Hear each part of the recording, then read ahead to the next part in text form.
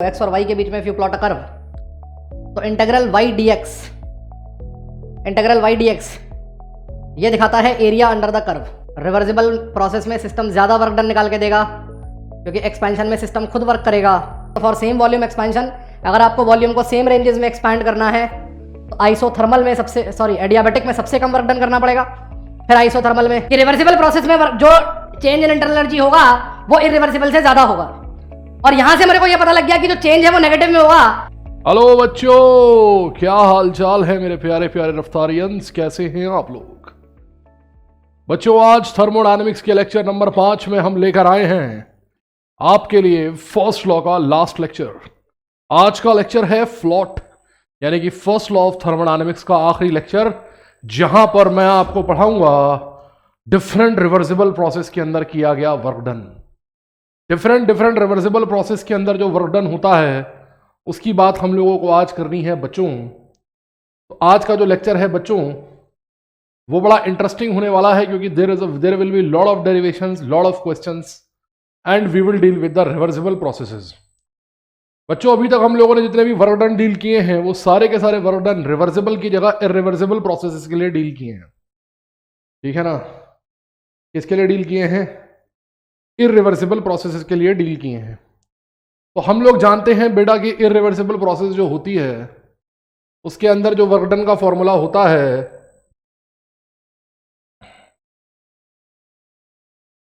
वो होता है minus P external V2 minus V1, ठीक है ना। इरिवर्सिबल प्रोसेस के अंदर बेटा वर्क डन का यही फॉर्मूला होता है minus P external V2 minus V1। Process चाहे कैसी भी हो, प्रोसेस चाहे कैसी भी हो, ये होता है फॉर्मूला वर्क डन इन इरिवर्सिबल प्रोसेस का, ठीक है।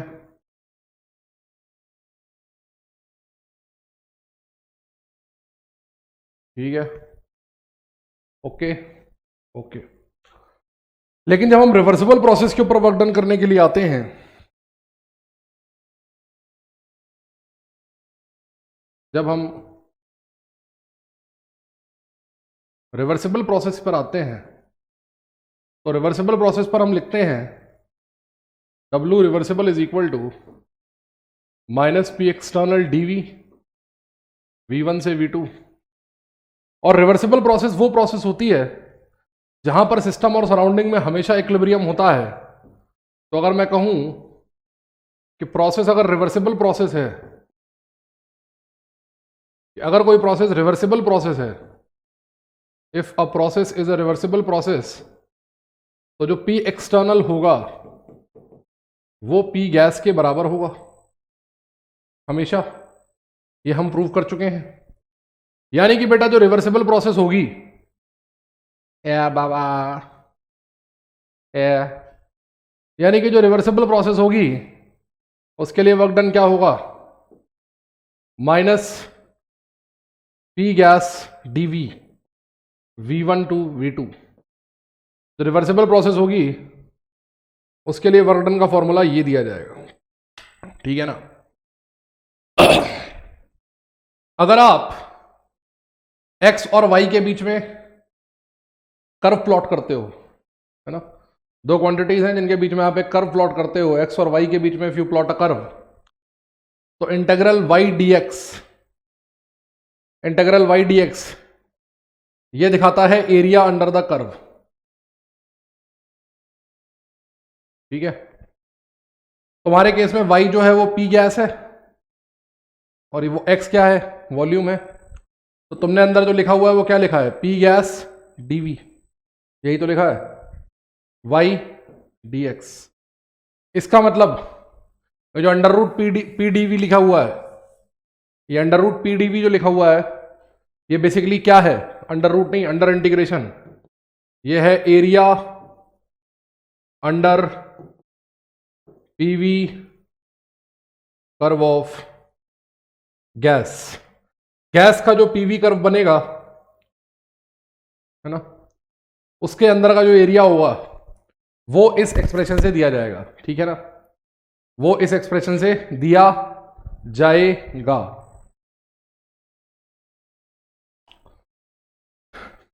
रिवर्सिबल प्रोसेस के एक्सप्रेशन के वर्क डन के एक्सप्रेशन में प्रेशर भी गैस का है, वॉल्यूम भी गैस का है।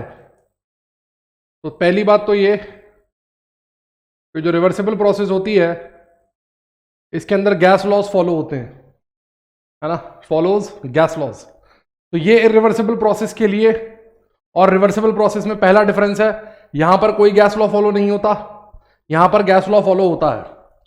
और दूसरा डिफरेंस है different formula for different processes. अलग अलग प्रोसेस के लिए अलग अलग फॉर्मूला लगेगा। इरिवर्सिबल प्रोसेस में चाहे कोई भी फॉर्मूला हो, कोई भी प्रोसेस हो, हम एक ही फॉर्मूला लगा के मुक्ति पा लेते थे। यहां आपको क्या होगा, यहां आपको अलग अलग प्रोसेस के लिए अलग अलग फॉर्मूला निकालना पड़ेगा, क्योंकि गैस के प्रेशर और गैस के वॉल्यूम में जो रिलेशन होता है वो अलग अलग प्रोसेस के लिए अलग अलग होता है। That is why you will get a different equation for each process. चारों प्रोसेस हैं, एक एक करके डील करते हैं। सबसे पहला प्रोसेस है, ग्रीन कलर के पेन से शुरू करते हैं, आइसोथर्मल प्रोसेस। सबसे पहला प्रोसेस है आइसो है क्या बाबा, ये क्या आइसोथर्मल बनाएगा रा तू? Isothermal process, isothermal process. Isothermal process क्या होती है बेटे? आइसोथर्मल प्रोसेस के अंदर क्या होता है बेटे? टेम्परेचर होता है बेटे कांस्टेंट, ठीक है ना, टेम्परेचर होता है कांस्टेंट। अगर टेम्परेचर कांस्टेंट होगा, टेम्परेचर अगर कांस्टेंट होगा तो डेल्टा टी जीरो होगा, और अगर डेल्टा टी जीरो होगा that means delta U zero होगा, डेल्टा एच जीरो होगा, ये दोनों जीरो होंगे। डेल्टा यू भी जीरो होगा और डेल्टा एच भी जीरो होगा। हालांकि हम फोकस यहाँ केवल वर्क डन पे कर रहे हैं, लेकिन फिर भी मैं आपको एक रिवाइज कराता चल रहा हूं कि साथ में आपको एक ही प्रोसेस के लिए सारी की सारी बातें एक साथ ही रिवाइज हो जाए, ठीक है ना बच्चे? डेल्टा यू जीरो होगा, डेल्टा एच जीरो होगा, टेम्परेचर कांस्टेंट होगा, delta T is equal to zero होगा, ठीक है ना। इसके बाद कांस्टेंट टेम्परेचर पे गैस कौन सा लॉ फॉलो करती है? गैस फॉलो करती है बॉयल्स लॉ, उबलता हुआ लॉ। गैस फॉलो करती है बॉयल्स लॉ, यानी कि P1 V1 बराबर P2 V2, P1 V1 बराबर P2 V2। रिवर्सिबल प्रोसेस में गैस लॉ फॉलो होते हैं, तो यहां कौन सा लॉ फॉलो होगा? यहां फॉलो होगा P1 V1 बराबर P2 V2, ठीक है। अब हमें निकालना है, देखो, वर्क डन, आइसोथर्मल प्रोसेस का work done minus P gas DV. अब एक इक्वेशन ऐसी होती है जो हमेशा हर प्रोसेस के लिए फॉलो होती है। अगर आइडियल गैस है तो एक इक्वेशन ऐसी है जो हमेशा फॉलो होगी ही होगी, वो होती है कौन सी? वो होती है कौन सी? Ideal gas equation. तो by PV is equal to nRT, मैंने प्रेशर को लिख दिया एनआरटी बाई वी। ऐसा क्यों किया? क्योंकि जो मेरा ऑपरेटर था इंटीग्रेशन में वो डीवी था, वॉल्यूम का ऑपरेटर था, तो मेरे को वेरिएबल भी वॉल्यूम के टर्म्स में चाहिए, है ना। तो जैसे ही मैं यहां पर एनआरटी बाई वी रखूंगा आपको पिक्चर क्लियर हो जाएगी। देखिए, सिस्टम क्लोज है तो एन कांस्टेंट है, आर बचपन से कांस्टेंट है, प्रोसेस आइसोथर्मल है तो टी भी कांस्टेंट है। ये निकल गया नागराज के पंजों से बाहर। इधर क्या बचा? DV by V. DX by X का इंटीग्रेशन होता है L N X, L N X. तो ये होगा माइनस एन आर टी। दो स्टेप एक साथ मर्ज कर दिए मैंने, मैं इसको ऐसे लिखता हूं पहले, एल एन वी, V1 से V2, ठीक है। इसको अब मैं लिख सकता हूं upper limit minus lower limit. वैसे तो पता होगा, लेकिन जिन्हें ना पता हो, L N A minus L N B होता है L N A by B, L N A by B. तो मैं लिख दूंगा work done in isothermal process, work done in isothermal process, work done in isothermal process क्या होगा? बोलो बोलो बोलो ना, बोलो बोलो बोलो ना। Minus N R T L N V2 by V1, जहां पर V2 फाइनल वॉल्यूम है और V1 इनिशियल वॉल्यूम है। ठीक है, हम लोग एल एन में डील नहीं करते हैं, हम लोग डील करते हैं किस में? हम एल एन में नहीं है, हम फिजिक्स वाला में है ना। तो हम लोग लॉग में डील करते हैं। एल एन को लॉग में बदलेंगे तो ये हो जाएगा -2.303 N R T log V2 by V1। L N X को लॉग एक्स में बदल लिया, ये तो पता ही होगा। अच्छा, इसको मैं ऐसे भी लिख सकता हूं, एन आर टी लॉग, सत्यानाश हो जाए इसको, इसको मैं ऐसे भी लिख सकता हूं,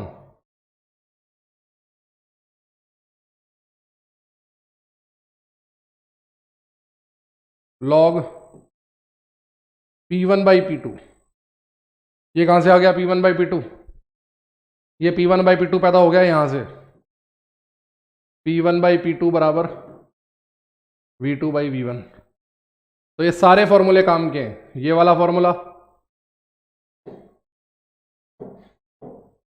ये वाला और ये वाला। इसमें आपको कुछ नहीं करना, आपको केवल वैल्यूज पुट करनी है। 1 is for initial, 2 is for final, sign convention अपने आप सेट हो जाएगी, आपको अपनी तरफ से कोई चिंता नहीं करनी। दिस इज द फॉर्मूला, ठीक है ना, दिस इज द फॉर्मूला। तो रिवर्सिबल प्रोसेस के ये 3 फॉर्मूले होते हैं, आइसोथर्मल रिवर्सिबल प्रोसेस के ये 3 फॉर्मूले होते हैं, ठीक है ना। जब भी कभी हम आइसोथर्मल रिवर्सिबल प्रोसेस से डील करेंगे, these will be the 3 formulas, तो हमेशा इन वाले फॉर्मूले को लगाएंगे। क्लियर है? इधर आओ जरा, एक इंपॉर्टेंट चीज बताता हूं, जो इंपॉर्टेंट है वो क्या है, देखो। अगर रिवर्सिबल आइसोथर्मल प्रोसेस की बात करूं तो रिवर्सिबल आइसोथर्मल प्रोसेस में क्या फॉलो होगा? बॉयल्स लॉ फॉलो होगा। PV is equal to constant, PV is equal to constant. ध्यान से देखना, ध्यान से देखना।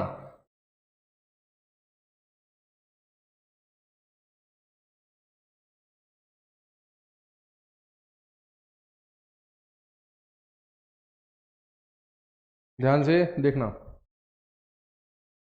प्रेशर वॉल्यूम,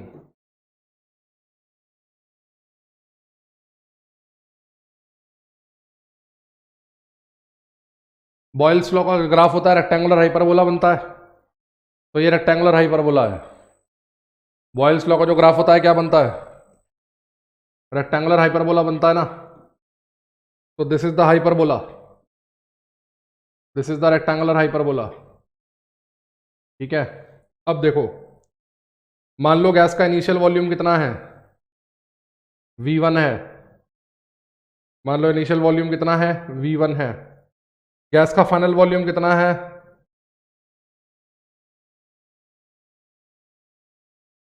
गैस का फाइनल वॉल्यूम कितना है? V2 है, ठीक है। गैस का फाइनल प्रेशर कितना है? P2 है। और गैस का इनिशियल प्रेशर कितना है? वो P1 है।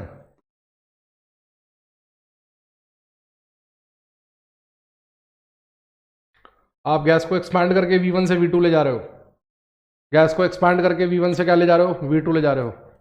तो ये जो एरिया आपका कर्व घेर रहा है, ये वाला, ये एरिया आपको दिखा रहा है रिवर्सिबल वर्क डन। ये एरिया आपको दिखा रहा है क्या? Reversible work done.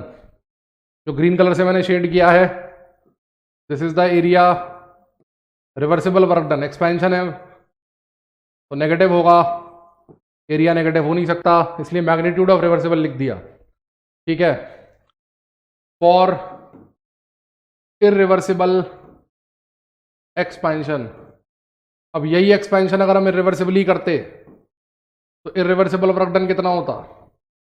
-P external V2 minus V1। ये फॉर्मूला लगाते और P एक्सटर्नल किसके बराबर होता? गैस के फाइनल प्रेशर के बराबर। एक कंटेनर में कल एक क्वेश्चन कराया था मैंने, ऑक्सीजन सिलेंडर वाला। कंटेनर में गैस 10 एटमॉस्फेरिक के प्रेशर पे मौजूद है, बाहर का प्रेशर 1 एटमॉस्फेरिक है, कंटेनर को खोल दो, तो कंटेनर को खोलोगे तो गैस बाहर निकल के एक्सपैंड होनी शुरू हो जाएगी। कब तक एक्सपैंड होती रहेगी? जब तक उसका प्रेशर 1 atm के बराबर नहीं हो जाता, तब तक गैस एक्सपैंड होती रहेगी, जब तक उसका प्रेशर 1 atm के बराबर नहीं हो जाता। इसका मतलब एक्सटर्नल प्रेशर हमेशा गैस के फाइनल प्रेशर के बराबर होगा। एक्सटर्नल प्रेशर गैस के फाइनल प्रेशर के बराबर होगा। अब अगर मैं ग्राफ बनाऊं तो W इरिवर्सिबल का magnitude P2 into V2 minus V1, यही तो होगा। मैग्नीट्यूड लिया है मैंने, मॉड लगा दिया है, पॉजिटिव में आ रहा है। देखो बेटे, ये है P2, ये हाइट हो गई P2, और ये विड्थ क्या है? V2 minus V1। तो ग्राफ देखो ऐसा आएगा, ये P2 into V2 minus V1, ये जो येलो कलर की लाइन आई है, और इसके अंडर का जो एरिया होगा, जो मैं येलो कलर में शेड कर रहा हूं, वो एरिया आपको दिखाएगा इरिवर्सिबल वर्क डन का मैग्नीट्यूड। इरिवर्सिबल वर्क डन का मैग्नीट्यूड, ठीक है ना। तो इन एक्सपेंशन, ये क्या था? एक्सपेंशन था। तो हमें पता लगा कि अगर हमें एक्सपेंशन करवाना है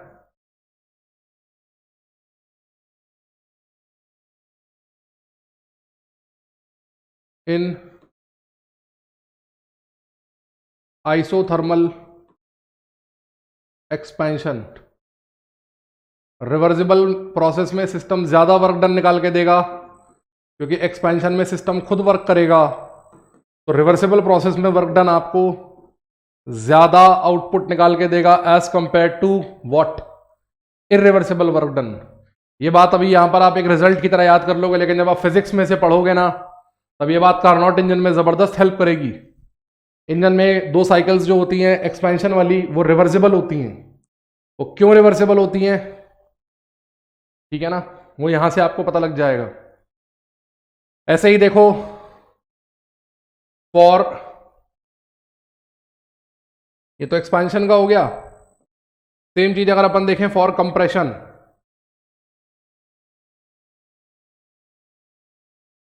कंप्रेशन के लिए ग्राफ उल्टा जाएगा, है ना। फॉर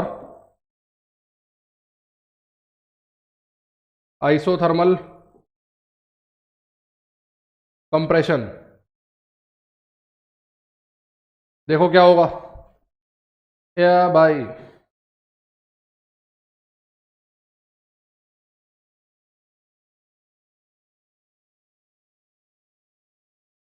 वॉल्यूम प्रेशर, ग्राफ गया ऐसा। इस बार उल्टा जा रहा है ग्राफ, यहां से कंप्रेशन होगा तो प्रेशर बढ़ेगा, वॉल्यूम कम होगा।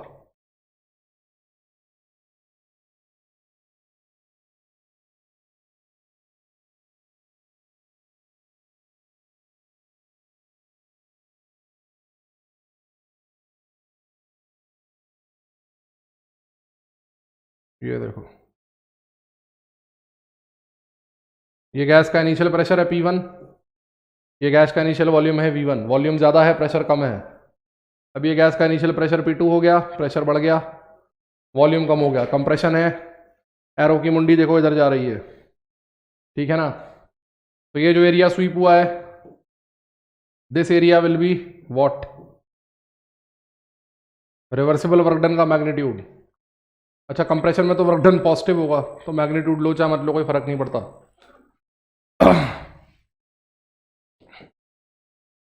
अगर मैं इरिवर्सिबल कंप्रेशन की बात करूं तो वर्क डन क्या होगा?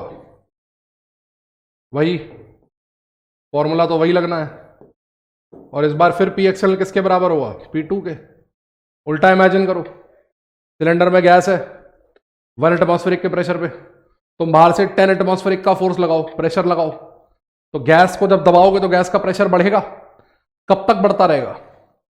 तब तक बढ़ता रहेगा जब तक गैस का प्रेशर बढ़ के 10 एटमॉस्फेरिक नहीं हो जाता। जैसे ही नीचे का प्रेशर भी 10 हो गया और तुम ऊपर से 10 लगा रहे हो, अब गैस दबेगी नहीं। तो देखो P2, तो ये हाइट हो गई P2, और ये हाइट क्या हो गई?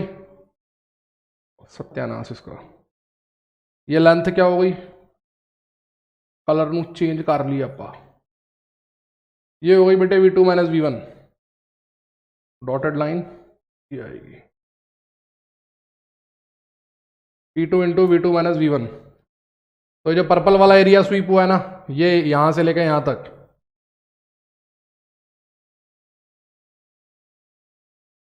ये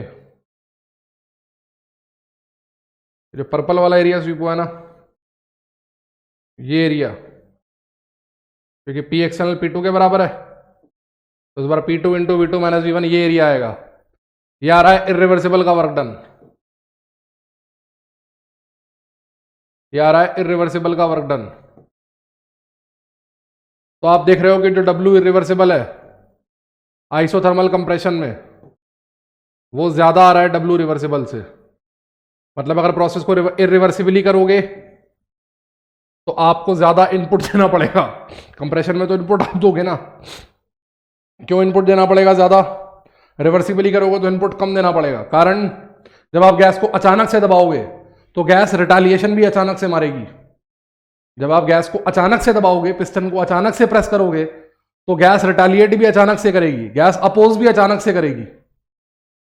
जब आप गैस को धीरे धीरे करोगे, हल्का सा दबाया छोड़ दिया, गैस ने हल्का सा अपोजिशन किया, फिर आराम, फिर दबाया, हल्का सा पोजिशन,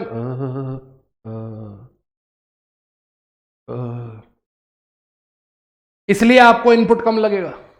जबकि इरिवर्सिबली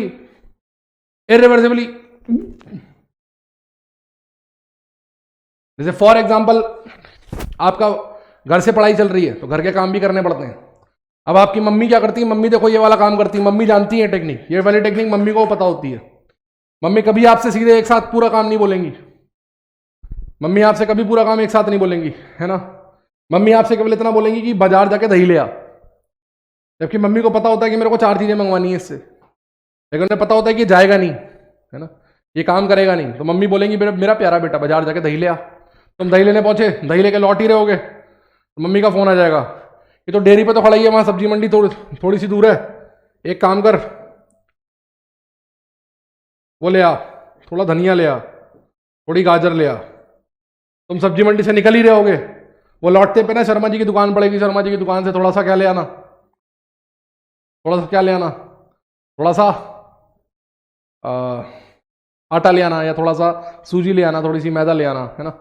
अब तुम आ ही रहोगे, अरे यार वो आज बेटा चाट खाने का मन कर रहा है, वो बिहारी अंकल चाट वाले खड़े होते ना, वहां से एक चाट भी पैक करवा लाना, तू तो घर से बाहर है ही, मेरे को स्पेशली जाना पड़ेगा। तो तुम रिटालिएट करोगे, लेकिन तुम तो बाहर हो, क्या रिटालिएट करोगे? वही अगर मम्मी घर पे बैठाल के सारा काम एक साथ बता देते हैं, तेरे को दही लाना, तेरे को राशन लाना, तेरे को ये लाना, तेरे को वो लाना, तुम भाग जाओगे। मैं जा रहा हूं, मेरी क्लास है, मुझे रफ्तार का लेक्चर देखना है, ऋतिक सर का लेक्चर आने वाला है, मैं लेक्चर देखूंगा, मैं कहीं नहीं जाऊंगा, है ना। सेम चीज है, ठीक है। तो गैस को अगर अचानक से दबाओगे तो ये रिजल्ट याद रखना, काम के रिजल्ट है, इन पे क्वेश्चन आ जाता है कई बार सीधे सीधे, ठीक है। नाउ आइसोथर्मल प्रोसेस के बाद दूसरी प्रोसेस आती है adiabatic process, reversible adiabatic process. Adiabatic process में Q बराबर 0 होता है, एडियाबेटिक प्रोसेस में Q बराबर 0 होता है। Q बराबर 0 मतलब जो बाउंड्री होगी वो इंसुलेटेड होगी। कई बच्चों के दिमाग में एक मिसकंसेप्शन होता है कि एडियाबेटिक प्रोसेस, एडियाबेटिक सिस्टम में जो होती है प्रोसेस वो आइसोलेटेड प्रोसेस होती है। ये मैंने कई बच्चों से सुना है, पता नहीं कहां से पढ़ के आते हैं, ये मैंने कई बच्चों के मुंह से सुना है कि एडियाबेटिक सिस्टम में होने वाली जो प्रोसेस होती है ना, मतलब एडियाबेटिक सिस्टम जो होता है वो आइसोलेटेड सिस्टम होता है।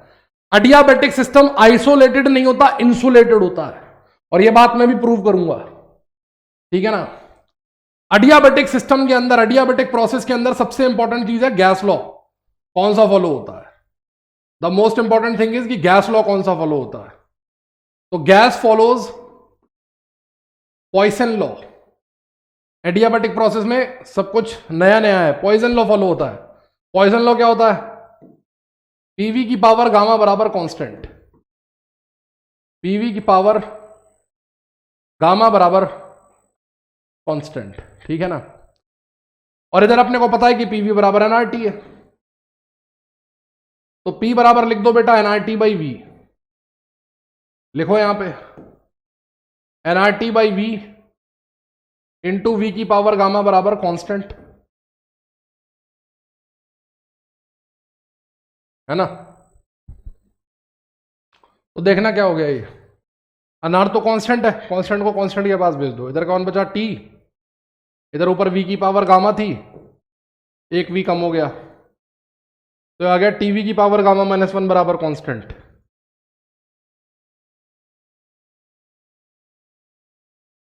ठीक है, ऐसे ही आप लिख दो P, वॉल्यूम की जगह लिख दो nRT गामा बराबर कांस्टेंट, n की पावर गामा कांस्टेंट, r की पावर गामा कांस्टेंट, इसे तो ले जाओ कांस्टेंट में, P इंटू टी की पावर गामा अपॉन P की पावर गामा बराबर कांस्टेंट, P की पावर कितनी हो गई 1 और माइनस गामा, P की पावर गामा बराबर कांस्टेंट, ये लो P की पावर 1 माइनस गामा। तो इस लॉ की 3 फॉर्म्स होती हैं, पीवी फॉर्म, इस लॉ की कितनी फॉर्म्स होती हैं प्यारे बच्चों, 3 फॉर्म्स होती हैं, PV form, TV form, PT form. तीनों फॉर्म्स इंपॉर्टेंट है, तीनों फॉर्म्स पे क्वेश्चन आता है, तीनों फॉर्म्स इंपॉर्टेंट है, तीनों फॉर्म्स पे क्वेश्चन आता है। ठीक है, अब भाई साहब, ओ भाई साहब,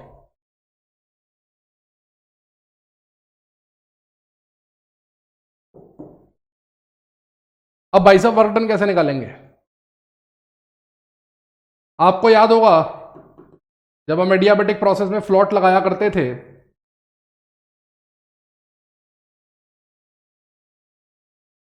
डब्ल्यू एडिया बराबर डेल्टा यू, डब्ल्यू एडिया बराबर डेल्टा यू, हाँ या ना, लिख सकते हैं ना।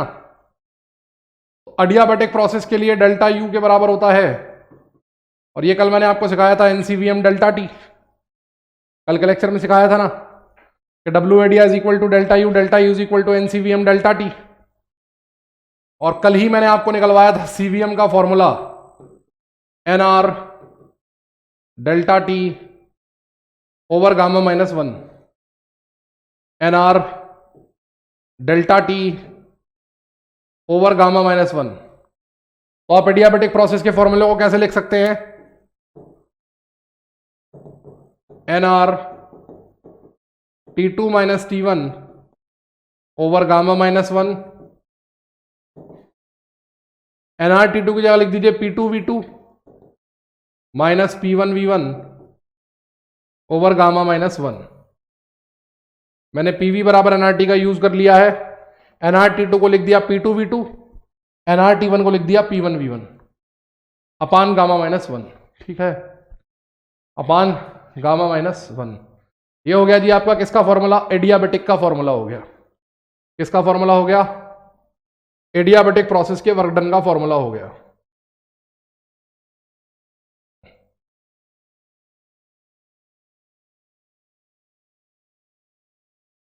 ओके, ये हो गया आपके एडियाबेटिक प्रोसेस के वर्क डन का formula.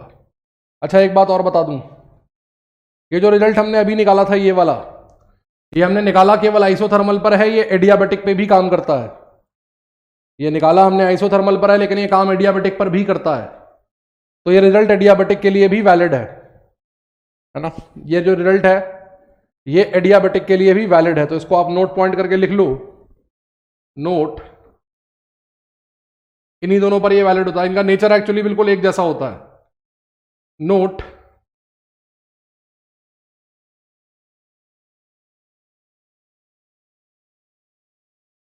Similar to isothermal process in adiabatic process। Adiabatic process में भी, रिवर्सिबल प्रोसेस में वर्क डन इरिवर्सिबल प्रोसेस से ज्यादा करता है system. In expansion, in adiabatic expansion, ठीक है ना। और रिवर्सिबल प्रोसेस में इरिवर्सिबल प्रोसेस से कम वर्क डन करना पड़ता है इन एडियाबैटिक कंप्रेशन।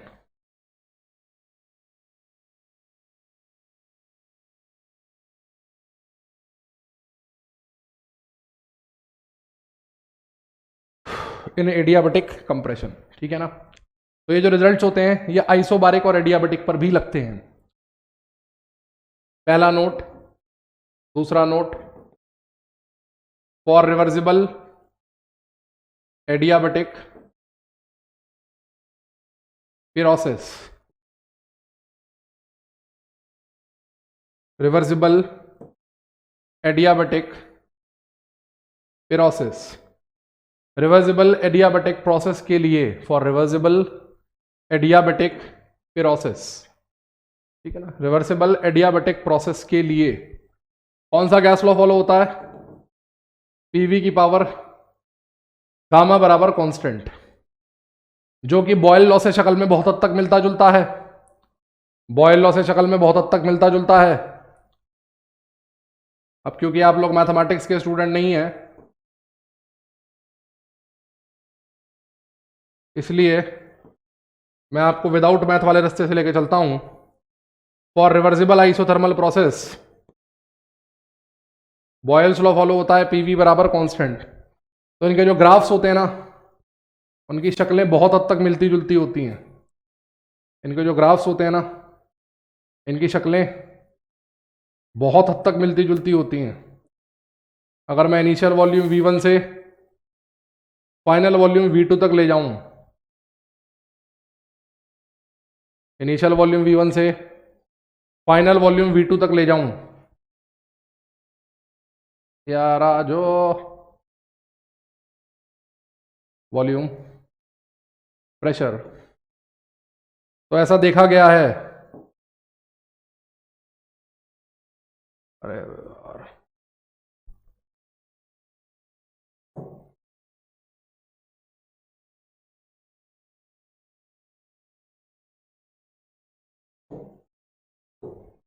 है ना। इनिशियल वॉल्यूम V1 से फाइनल वॉल्यूम V2 तक अगर मैं इसको खींच के ले जाऊं, तो it has been observe that ये आइसोथर्मल का ग्राफ आ रहा है, ठीक है ना।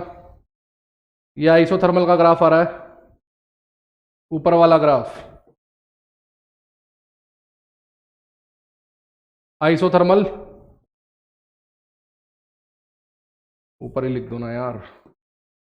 जो पीला वाला ग्राफ है ये है आइसोथर्मल एक्सपेंशन का, ये जो ग्रीन वाला ग्राफ है ये है एडियाबैटिक एक्सपेंशन का। आया हुआ क्वेश्चन है ये है एडियाबैटिक एक्सपेंशन का, ठीक है ना। तो सेम वॉल्यूम्स के बीच में आइसोथर्मल एक्सपेंशन का जो ग्राफ होता है एडियाबैटिक से ऊपर होता है। आइसोथर्मल का जो ग्राफ होता है वो एडियाबैटिक से ऊपर होता है, ठीक है ना। एडियाबैटिक से ऊपर होता है। इज इट क्लियर और नॉट क्लियर? क्लियर है? हाँ या ना? हाँ या ना? क्लियर है? तो इस तरह से ये होता है, ठीक है ना। तो बिटवीन सेम वॉल्यूम्स आइसोथर्मल और एडियाबैटिक में इस तरीके से ग्राफ्स में रिलेशन होता है। शक्लें एक जैसी होती हैं, केवल हाइट में अंतर होता है। आइसो का ग्राफ हमेशा ऊपर होता है, एडिया का ग्राफ हमेशा नीचे होता है। ठीक है, ठीक है ना, ठीक है, ओके। आगे बढ़ा जाए तो आइसो की एनालिसिस हो गई, एडिया की एनालिसिस हो गई। अब क्या करने वाले हैं? अब निकालने वाले हैं तीसरी प्रोसेस, जिसका नाम है आइसोबारिक प्रोसेस। आइसो बारिक प्रोसेस। आइसोबारिक प्रोसेस के अंदर कौन सा लॉ फॉलो होता है? आइसोबारिक प्रोसेस में होता है प्रेशर बराबर कांस्टेंट। कौन सा प्रेशर कांस्टेंट? गैस का प्रेशर कांस्टेंट होता है, ठीक है ना। दूसरी बात, आइसोबारिक प्रोसेस में कांस्टेंट प्रेशर होता है, तो gas follows Charles law. Charles law होता है V1 अपॉन T1 बराबर V2 upon T2। V1 upon T1 बराबर V2 अपॉन T2, ठीक है।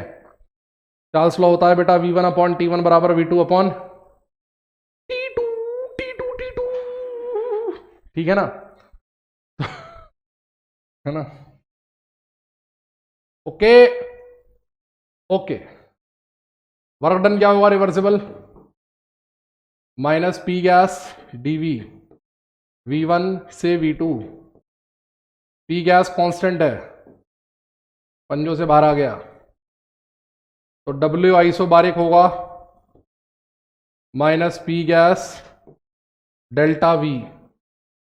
W आइसोबारिक होगा minus P gas del V, ठीक है ना।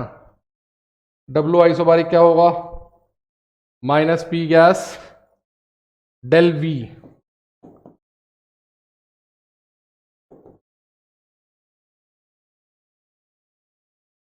या फिर V2 माइनस V1, ऐसे भी लिख सकते हैं आप इसे, ठीक है,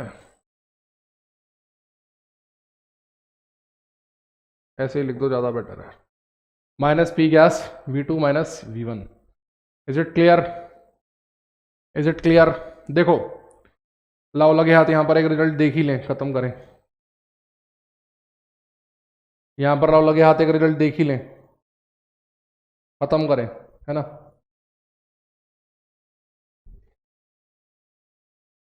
लाओ लगे हाथ, यहां पर एक रिजल्ट भी निपटा दे। देखो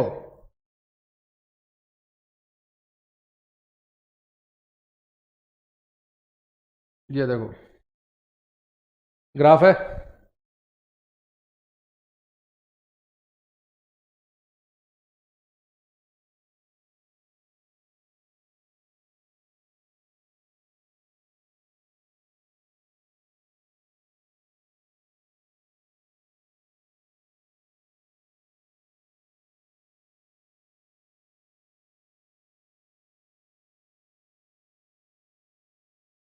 अबे एक्सेस से ऊपर निकाल दिया ग्राफ मैंने, मैं अलग ही हीरो हो रहा हूं फिर से।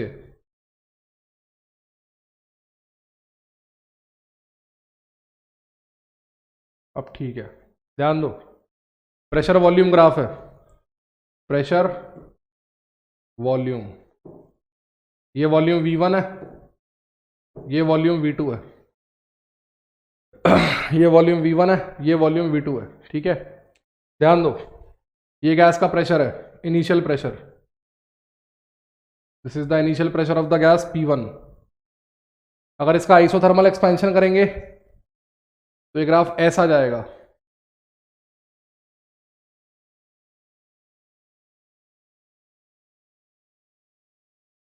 ये ग्राफ किसका है, सत्यानाश का, हटो, चलो ठीक है। ये ग्राफ किसका है, आइसोथर्मल का, ठीक है। इससे थोड़ा सा नीचे किसका ग्राफ होगा, एडियाबेटिक का। इससे थोड़ा सा नीचे किसका ग्राफ होगा, एडियाबेटिक का।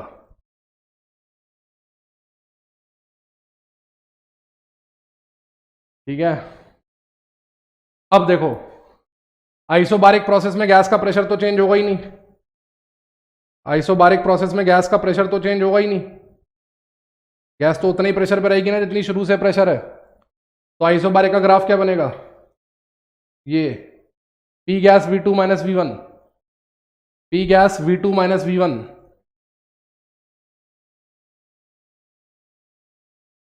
ये वाला, ये ग्राफ किसका है, एडिया का, और ये आइसो का। अब जिस प्रोसेस के अंदर जितना एरिया कवर हुआ वो उसका वर्क डन। तो देखो आइसो के अंदर कितना एरिया आया, ये आया, ये आइसो का एरिया हो गया, येलो वाला, ठीक है। एडिया के अंदर कितना आया, ये हो गया एडिया का, तो ऐसे कर देता हूं, जो कि आइसो से क्या है, कम है। ठीक है, और अब आया आइसोबारिक का।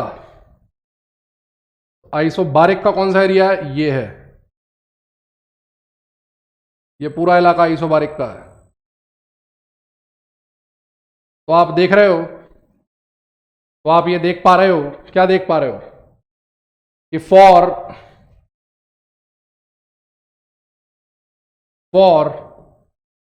Same volume expansion, same volume expansion के लिए, for same volume expansion, same amount से अगर मेरे को वॉल्यूम एक्सपांड करना है तो एडियाबेटिक का वर्क डन का मैग्नीट्यूड, क्योंकि नेगेटिव में होंगे इसलिए मैं मैग्नीट्यूड से डील कर रहा हूं, एडियाबेटिक के वर्क डन का मैग्नीट्यूड सबसे कम है, फिर आइसोथर्मल का है, और फिर आइसोबारिक का है। आइसोबारिक एक्सपेंशन में आपको मैक्सिमम वर्क डन करना पड़ेगा। आइसोबारिक प्रोसेस में मैक्सिमम वर्क डन होता है, क्योंकि आइसोबारिक प्रोसेस होती है कांस्टेंट प्रेशर पे, और कांस्टेंट प्रेशर प्रोसेस जो होती है, कांस्टेंट प्रेशर प्रोसेस जो होती है, इसमें आपको मैक्सिमम मेहनत लगेगी। ठीक है ना, ये मैं नहीं कह रहा हूं, ये मैथमेटिक्स कह रही है, ये मैं नहीं कह रहा हूं, ये मैथमेटिक्स कह रही है। तो फॉर सेम वॉल्यूम एक्सपेंशन, अगर आपको वॉल्यूम को सेम रेंजेस में एक्सपैंड करना है तो आइसोथर्मल में एडियाबेटिक में सबसे कम वर्क डन करना पड़ेगा, फिर आइसोथर्मल में, और फिर आइसोबारिक में। तो अगर आपको कभी किसी गैस का एक्सपेंशन करवाना है तो उसको एडियाबेटिकली एक्सपैंड करवाएं, गैस को सबसे कम मेहनत करनी पड़ेगी। एडियाबेटिकली एक्सपैंड करवाएं, गैस को सबसे कम मेहनत करनी पड़ेगी। ठीक है ना, उससे ज़्यादा आइसोथर्मल में करनी पड़ेगी और उससे ज़्यादा आइसोबारिक में करनी पड़ेगी। क्लियर है, ये मैं नहीं बोल रहा हूं, ये मैथमेटिक्स बोल रही है। ठीक है ना, ओके। और एक बात, इसके अंदर जो क्यूपी होती है वो डेल्टा एच के बराबर होती है, अगर आपको याद हो तो। आइसोबारिक में QP is equal to delta H के बराबर होती है। ठीक है ना, क्यूपी जो होती है वो डेल्टा एच के बराबर होती है, याद है ना, फर्स्ट लॉ के एनालिसिस में बताया था, वो भी मैंने यहां पर लिख दिया। लास्ट प्रोसेस आ गई, सबसे प्यारी प्रोसेस, यही है हमारी प्रोसेस। इसी के लिए तो हम आइसोचोरिक प्रोसेस, आइसोचोरिक प्रोसेस में वॉल्यूम होता है कांस्टेंट, आइसोचोरिक प्रोसेस में वॉल्यूम होता है constant, that means delta we बराबर 0, यानी वर्क डन हो गया 0। ठीक है, आइसोकोरिक प्रोसेस में कौन सा लॉ फॉलो होता है, गै-लुसाक्स लॉ। कौन सा लॉ फॉलो होता है, गै-लुसाक्स लॉ, P1 अपॉन T1 बराबर P2 अपॉन T2। इसे अमॉन्टन लॉ भी कहते हैं, इसे अमॉन्टन लॉ भी कहते हैं। ठीक है ना, ये फॉलो होता है। वर्क डन इसमें कोई 0 हो गया, QV बराबर होता है delta U NCVM delta T। जो भी हीट दोगे वो हीट केवल गैस का टेम्परेचर बढ़ाने में खर्च होगी, वर्क डन का कोई सवाल ही पैदा नहीं होता। ये अपनी तरह है, ये अपनी प्रोसेस है। अपन आइसोकोरिक है, अपन आइसोकोरिक है, no work done, no work done, work done करते ही नहीं, नेट वर्क डन 0, करना ही नहीं कुछ, वॉल्यूम कांस्टेंट है ना। तो आइसोकोरिक प्रोसेस में कोई वर्क डन नहीं होता। ठीक है, तो ये हमें सारी की सारी रिवर्सिबल प्रोसेस की कहानी मिल गई, उनके बीच में रिलेशंस मिल गए, और ये हम लोगों ने डील कर लिया इन सारी की सारी प्रोसेस के साथ। अब क्या करेंगे, बट ऑब्वियस ही बात है, क्वेश्चंस करेंगे, और क्या करेंगे। अब क्या करेंगे, बट ऑब्वियस से क्वेश्चंस ही करेंगे, और तो कुछ करेंगे नहीं। चलिए जी, अधिकतर क्वेश्चंस तो, कई क्वेश्चंस तो मैंने आपको एज अ रिजल्ट ही करा दिए। जैसे ये अपने आप में क्वेश्चन है, रिजल्ट बना के सॉल्व कर दिया। ठीक है ना, ये क्वेश्चन है, रिजल्ट बना दिया, ये भी एक क्वेश्चन है, रिजल्ट बना दिया। इन्हें आप ऐसे सीधे सीधे रिजल्ट की तरह याद भी कर सकते हैं। ठीक है ना बच्चे, चलिए कुछ कुछ क्वेश्चंस लेते हैं छोटे छोटे, और सॉल्व करते हैं इनके क्वेश्चंस को, किस तरीके से क्वेश्चन सॉल्व करते हैं, फॉर्मूला कैसे लगाया जाता है, और ये देखा जाए। 2 mole of an ideal gas, 2 mole of an ideal gas expand isothermally reversibly at 27 degree Celsius from 5 litre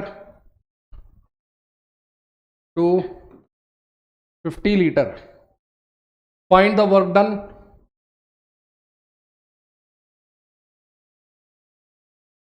in this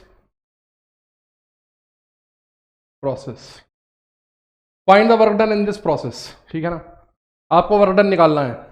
sir आपने दो फॉर्मूले पढ़ाए हैं, एक रिवर्सिबल का और एक रिवर्सिबल का, हमें कैसे पता लगेगा कब रिवर्सिबल का लगाना है और कब रिवर्सिबल का?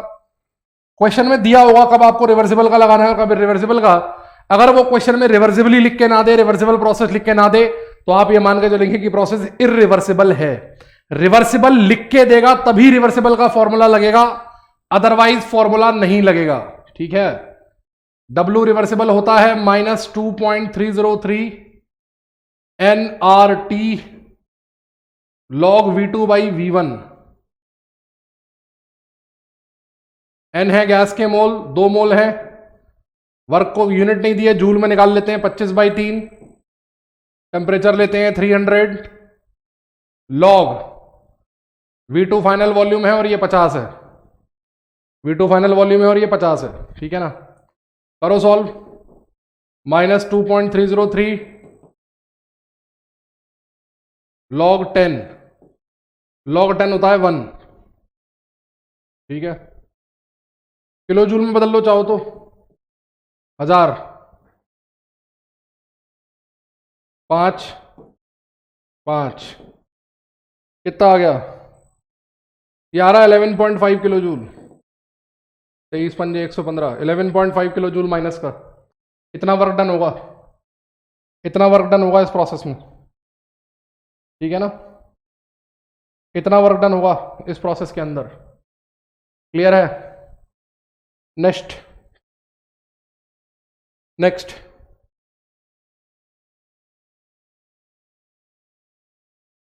3 moles ideal mono atomic gas expand adiabatically reversibly such that its temperature changes from 250 Kelvin to 150 Kelvin. Find the work done by the gas in this। आपको निकालना है work done by the gas in this expansion. इस expansion में gas ने कितना work done किया वो निकालना है। प्रोसेस कौन सी है? एडियाबेटिक और रिवर्सिबल। प्रोसेस कौन सी है? एडियाबेटिक और रिवर्सिबल। तो एडियाबेटिक और रिवर्सिबल प्रोसेस के लिए वर्क डन होता है NR T2 - T1 upon gamma -1। Gamma gas की एटॉमिसिटी पे डिपेंड करेगा। क्वेश्चन में उसने हमें मोनो एटॉमिक गैस दे रखा है, तो for mono atomic gas gamma बराबर 5/3। For mono atomic gas gamma बराबर 5/3। तो रख दो, 3 मोल गैस के हैं, टेम्परेचर T2 - T1।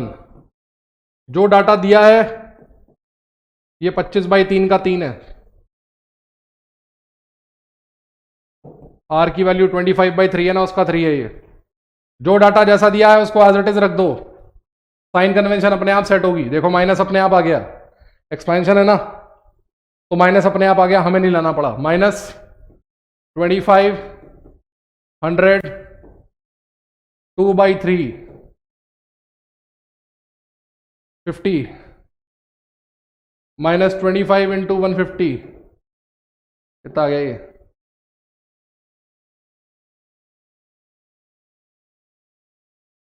3350 जूल। हटे, हाँ सही तो है। 3750 जूल माइनस का 3750 जुल, ठीक है ना।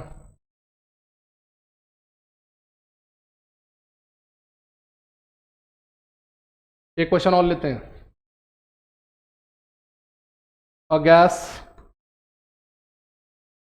expands from volume V1 to V2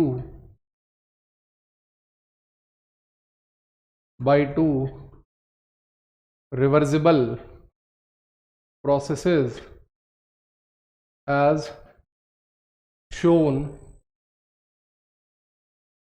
in the figure, ठीक है ना। फिगर में दिखाए हिसाब से वॉल्यूम गैस जो है वो क्या हो रही है, वॉल्यूम V1 से V2 की तरफ जा रही है, ठीक है ना। गैस क्या कर रही है, वॉल्यूम V1 से V2 की तरफ जा रही है। जान दो अपने को क्या है, ये वॉल्यूम V1 है, इसका नाम प्रोसेस ए है, इसका नाम प्रोसेस बी है ना। The correct match is A process A process B. Adiabatic isothermal, option B isothermal isothermal, adiabatic adiabatic isothermal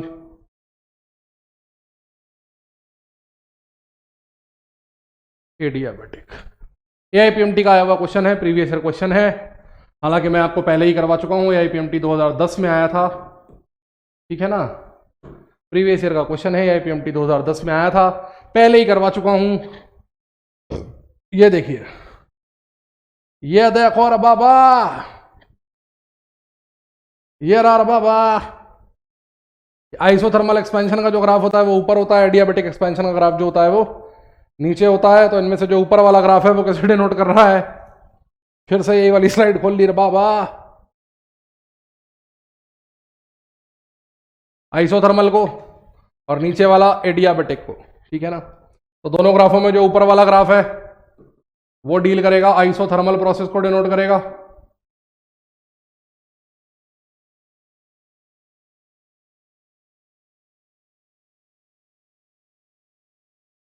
और ये कैसे डील करेगा,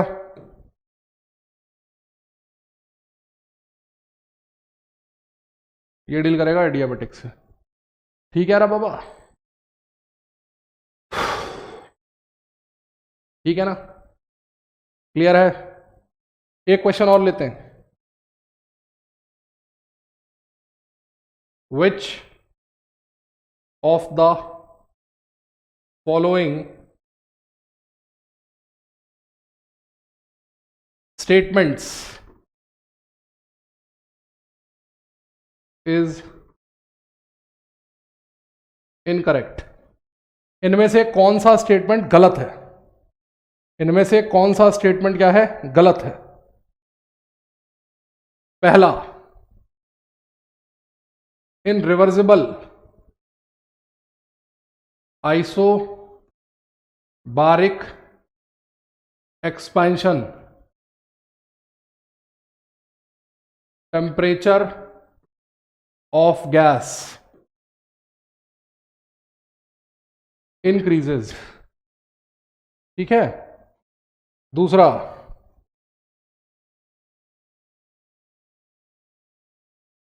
in adiabatic expansion of gas, cooling takes place.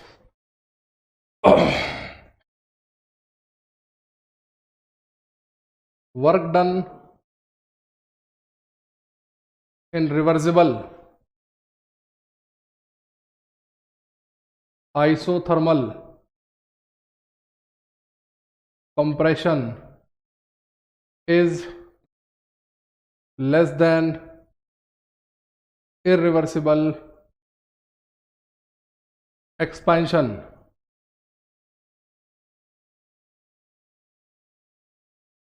For same volume change in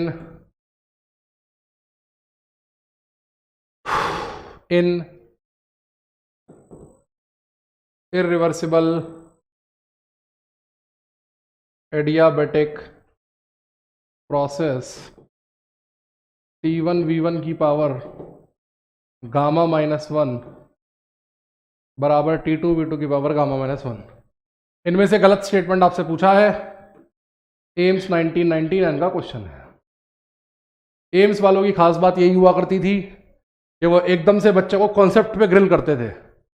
AIIMS में जो बच्चे पहुंचते थे वो बच्चे कभी भी, जो एम्स का एंट्रेंस क्लियर करके पहुंचते थे, वो कभी भी वो बच्चे नहीं होते थे जो रट्टा मारते थे, क्योंकि एम्स वाले पेपर को कंसेप्चुअल लेवल पे जज करते थे, बच्चे का दिमाग जज करते थे, है ना। तो ये क्वेश्चन उसी कैटेगरी का है। पहला है इन रिवर्सिबल। अब ये सारे के सारे एक्सपेंशन, जो सारे के सारे एक्सप्रेशन है ना, इसमें से केवल एक एक्सप्रेशन ऐसा है जो आपका देखा हुआ है, इनफैक्ट दो। ये आपको मैंने बताया था एडियाबेटिक एक्सपेंशन में एडियाबेटिक कूलिंग होती है, ये आपका देखा हुआ है। और ये मैंने अभी आपको आज के लेक्चर में बताया है कि आइसोथर्मल कंप्रेशन में वर्क डन इन इरिवर्सिबल प्रोसेस रिवर्सिबल से ज्यादा होता है, ये मैंने आज आपको बताया। अब आपने स्टेटमेंट नंबर 1 नहीं देखा और स्टेटमेंट नंबर 4 नहीं देखा। आपने स्टेटमेंट नंबर 1 नहीं देखा और आपने क्या नहीं देखा, स्टेटमेंट नंबर 4 नहीं देखा, है ना। स्टेटमेंट नंबर 1 नहीं देखा और स्टेटमेंट नंबर 4 नहीं देखा। तो मेरे बच्चों, पहला स्टेटमेंट देखो, for reversible isobaric expansion, reversible isobaric expansion V1 upon T1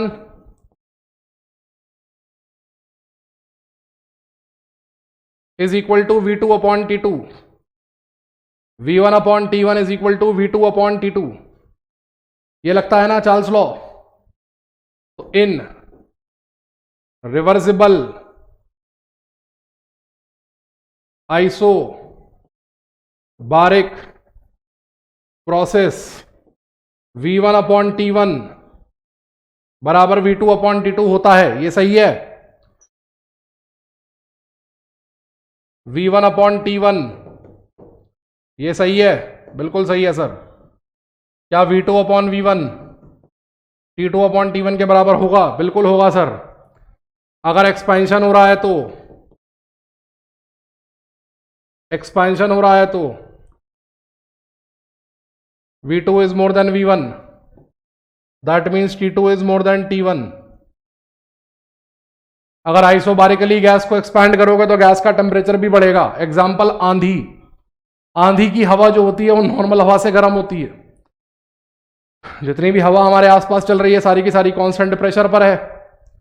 जितनी भी हवा हमारे आसपास चल रही है वो सारी की सारी किस पर है? कांस्टेंट प्रेशर पर है।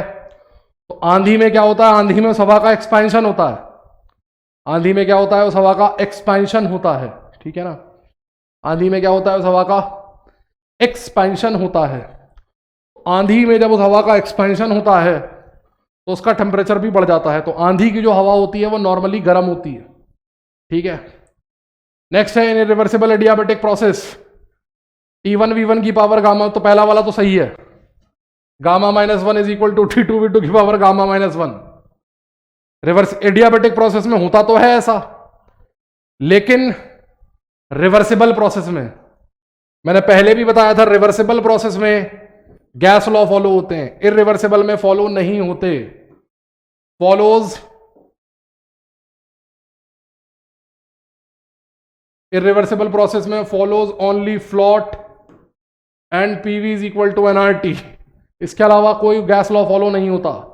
तो इसका मतलब इरिवर्सिबल एडियाबेटिक प्रोसेस के लिए यह बात सत्य नहीं है, इरिवर्सिबल एडियाबेटिक के लिए बात सत्य नहीं है। तो ये गलत है और यही हमारा आंसर है, क्योंकि हमसे पूछा है इनमें से गलत कौन सा है, इनमें से गलत कौन सा है। ठीक है, अब जो क्वेश्चन कराने जा रहा हूं इसको ध्यान से समझना, क्योंकि अगर ध्यान से नहीं समझोगे तो क्या होगा, ध्यान से नहीं समझोगे तो लफड़ा पड़ेगा, क्योंकि समझ में नहीं आएगा, बाउंसर चला जाएगा। इसलिए उसको ध्यान से समझना, 2 बार देखना पड़े तो 2 बार देखना, लेकिन समझना ध्यान से। ठीक है ना, 2 बार देखना पड़े तो देखना ध्यान से। 1 mole of an ideal gas expands between same initial and final volumes, initial and final volumes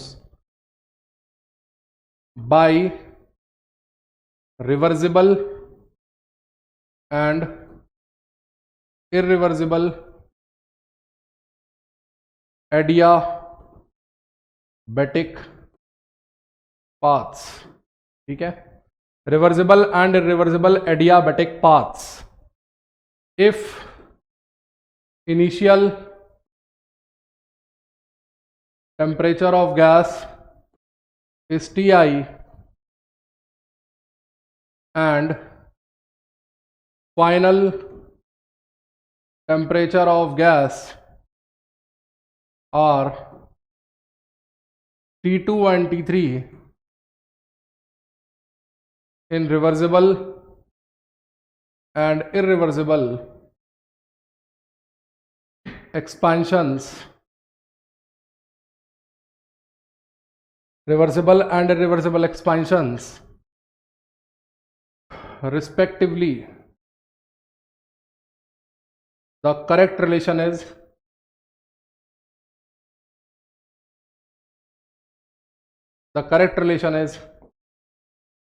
T1 will be less than will be T2, T2 will be less than will be T1 less than T3, T2 will be less than T3, T3 will be less than T1, T3 will be less than T2, T2 will be less than T1। ये question है, AIIMS का आया हुआ question है, ये भी 2002 में आया था और बहुत ही प्यारा क्वेश्चन है, प्योर कॉन्सेप्ट का क्वेश्चन है, प्योर कॉन्सेप्ट का क्वेश्चन है। ठीक है ना, देखने में थोड़ा दहशतनाक लग सकता है, लेकिन क्वेश्चन है बड़ा सिंपल और बहुत प्यारा क्वेश्चन है। मतलब ऐसे क्वेश्चंस को मैं बहुत लवली क्वेश्चन बोलता हूँ, क्योंकि इसमें पेन चलेगा ही नहीं, केवल दिमाग चलेगा। क्या कह रहा है, गैस है, एक्सपांड किया है, इनिशियल वॉल्यूम भी सेम है और फाइनल वॉल्यूम भी सेम है। ठीक है, एक बार रिवर्सिबल एडियाबेटिक प्रोसेस में किया है और एक बार इरिवर्सिबल एडियाबेटिक प्रोसेस से किया है। गैस का इनिशियल टेम्परेचर T1 है और T2 और T3 है रिवर्सिबल और इरिवर्सिबल एक्सपेंशन में। आपसे पूछ रहा है वो T1, T2 और T3 में रिलेशन, T1, T2 और T3 में रिलेशन। तो देखो यहां पर पहले तो ऑप्शन एलिमिनेशन से शुरू करते हैं। कॉन्सेप्ट लगेगा, रिजल्ट लगेगा, एक कॉन्सेप्ट और एक रिजल्ट लगेगा। पहले कॉन्सेप्ट लगाते हैं, एडियाबेटिक चाहे कोई सा भी हो, अभी अभी क्वेश्चन करके आए हैं। एडियाबेटिक एक्सपेंशन का मतलब एडियाबेटिक कूलिंग, यानी चाहे इरिवर्सिबल एक्सपेंशन हो चाहे रिवर्सिबल एक्सपेंशन हो, गैस की कूलिंग तो होनी ही है, भगवान भी नहीं रोक सकता। गैस को कूल होना ही होना है, भगवान भी नहीं रोक सकते कूलिंग होने से। इसका मतलब T1 जो फाइनल टेम्परेचर गैस के होंगे T2 और T3 वो T1 से तो कम होंगे। ये तो मैंने बिल्कुल एकदम से फिक्स कर दिया कि ये तो होगा ही होगा, इसको तो आप चेंज कर ही नहीं सकते।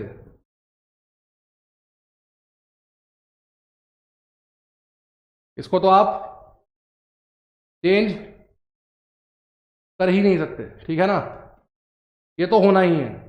इसका मतलब T1 तो मैक्सिमम हो गया। T1 अगर मैक्सिमम हो गया तो ऑप्शन ये नहीं हो सकता और ये नहीं हो सकता, बी एस सी और डी में से कोई एक होगा। अब अभी आपको रिजल्ट बताया मैंने,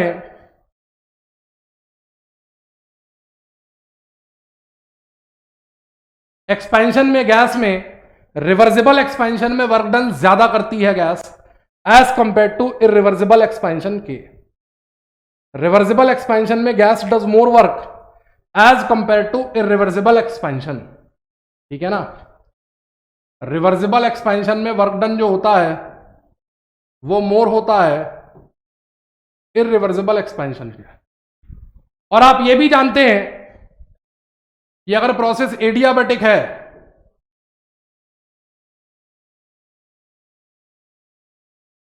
तो W बराबर डेल्टा U होगा। W बराबर डेल्टा U होगा, इसका मतलब delta U reversible more than होगा डेल्टा U इरिवर्सिबल के, हाँ या ना। W बराबर अगर डेल्टा U है तो इंटरनल एनर्जी का change in reversible process will be more then internal energy का चेंज इन इरिवर्सिबल प्रोसेस। क्या बोलते हो, होगा ऐसा? अरे होगा कि नहीं होगा बेटे? होगा। और आप जानते हैं कि for ideal gas delta U बराबर NCVM डेल्टा T, यानी delta U is proportional to delta T। क्या बोलते हो बेटे? बिल्कुल सही है sir. That means delta T reversible will be more than delta T irreversible. ऐसा कह सकता हूं, final temperature minus initial T3 minus T1, sorry T2 minus T1, reversible में T2 है, T2 minus T1 will be more than T3 minus T1, T2 minus T1 will be more than T3 minus T1। बोलो हाँ या ना।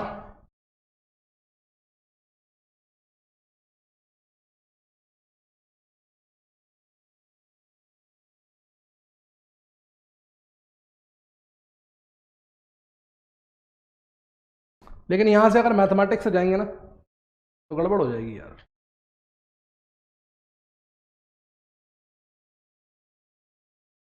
अपन इसको theoretically लेके चलते हैं, चलो वहां से ज्यादा अच्छा समझ में आएगा। एक्चुअली इससे उल्टा आ जाएगा। यहां तक अपन पहुंच गए delta U reversible is more than delta U irreversible. अब देखो, ये गैस की इनिशियल सिचुएशन है, ये गैस की इनिशियल सिचुएशन है, ये यहां पे गैस का टेम्परेचर T1 है, इंटरनल एनर्जी U1 है। अब मुझे पता है कि इन एक्सपेंशन, चाहे वो कोई सा भी हो, चाहे वो रिवर्सिबल एक्सपेंशन हो और चाहे वो इरिवर्सिबल एक्सपेंशन हो, मुझे पता है वर्क डन नेगेटिव होगा, डेल्टा U भी नेगेटिव होगा। दैट मीन्स इंटरनल एनर्जी घटेगी, दैट मीन्स इंटरनल एनर्जी घटेगी, ठीक है ना। अब मैं कह रहा हूं कि डेल्टा U रिवर्सिबल की जो वैल्यू है वो डेल्टा U इरिवर्सिबल से ज्यादा है। मतलब मेरे को पता है कि इंटरनल एनर्जी घट रही है और मुझे यह भी पता है कि रिवर्सिबल में जितनी घट रही है और इरिवर्सिबल में जितनी घट रही है, ये रिवर्सिबल की कमी है और ये इरिवर्सिबल की कमी है। ये होगी U रिवर्सिबल फाइनल, ये होगी U रिवर्सिबल, ये होगी U इरिवर्सिबल फाइनल। ये डिस्टेंस होगा डेल्टा U रिवर्सिबल और ये डिस्टेंस होगा डेल्टा U इरिवर्सिबल। क्या बोलते हो? अगर ऐसा होगा तभी तो पिक्चर बनेगी, तभी तो ये बात सच साबित होगी जो हमने मैथमेटिकली निकाली थी। इसका मतलब final internal energy of gas U irreversible is more than U reversible. Final internal energy of gas U irreversible is more than U reversible. क्योंकि हमने अभी क्या निकाल लिया, हमने ये निकाल लिया, यहां से हमने ये निकाल लिया कि रिवर्सिबल प्रोसेस में जो चेंज इन इंटरनल एनर्जी होगा वो इरिवर्सिबल से ज्यादा होगा, और यहां से मेरे को यह पता लग गया कि जो चेंज है वो नेगेटिव में होगा, इंटरनल एनर्जी को कम होना है। तो रिवर्सिबल का चेंज ज्यादा होने के लिए इसे नीचे गिरना पड़ेगा ज्यादा, और जब ये ज्यादा नीचे गिरेगी तभी तो पिक्चर बनेगी, तभी तो ये एक्सप्रेशन सच बैठेगा। इसका मतलब फाइनल इंटरनल एनर्जी ज्यादा कहां है, इरिवर्सिबल में, यानी फाइनल टेम्परेचर भी ज्यादा कहां है, इरिवर्सिबल में। और क्योंकि कूलिंग हुई है तो T1 तो सबका ही बाप है, T1 is more than T3 is more than T2। Cooling हुई है तो T1 सबका ही बाप है, T1 is more than T3, T3 is more than T2। तो T1 is more than T3, T3 is more than T2, C option सही हो जाएगा। यह आ गया आपका आंसर, ठीक है ना, यह आपका आ गया आंसर। Is it clear? चलिए जी, ओ तेरी थैंक यू की स्लाइड आ गई है, कोई बात नहीं। नेक्स्ट लेक्चर में क्वेश्चन का सिलसिला चालू रखेंगे, नेक्स्ट लेक्चर में क्वेश्चन का सिलसिला चालू रखेंगे और सिलसिले को आगे बढ़ाएंगे नेक्स्ट लेक्चर में with questions, and I will bring slot into the picture. सही समय आ गया है कि अब हम सेकंड लॉ ऑफ थर्मोडायनेमिक्स को पिक्चर में लेके आए। तो जो लेक्चर आपको मंडे को मिलेगा, मंडे को हम सेकंड लॉ ऑफ थर्मोडायनेमिक्स को पिक्चर में लेके आएंगे। तो आपसे मुलाकात होगी मंडे को सेकंड लॉ ऑफ थर्मोडायनेमिक्स के साथ। तब तक के लिए धन्यवाद, टाटा, ओके, बाय बाय।